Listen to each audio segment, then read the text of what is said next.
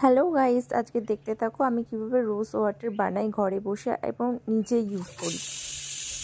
রোজগুলো ছাড়িয়ে নেওয়ার পর রোজগুলো একটু রোদ্দুরে শুকোতে দিয়ে দিলাম। ভালো করে ক্লিন করে কিন্তু নিতে হবে। তারপর একটা পাত্রে জল ঢেলে নিয়ে তাতে গোলাপের পাপড়িগুলোকে দিয়ে দিলাম।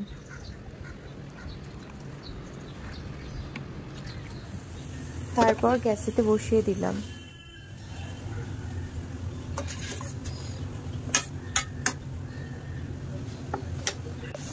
তারপর এটা ফুটতে শুরু করলো। দেখতে পাচ্ছ গোলাপের কালারটা পুরো পিঙ্ক হয়ে গেছে, হালকা পিঙ্ক।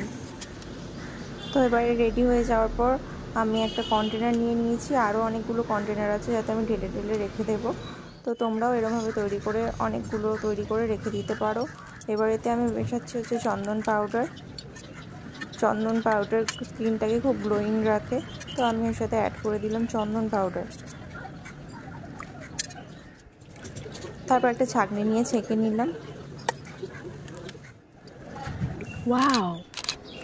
তারপরে দেখো আমার গোলাপ জল একদম রেডি হয়ে গেছে।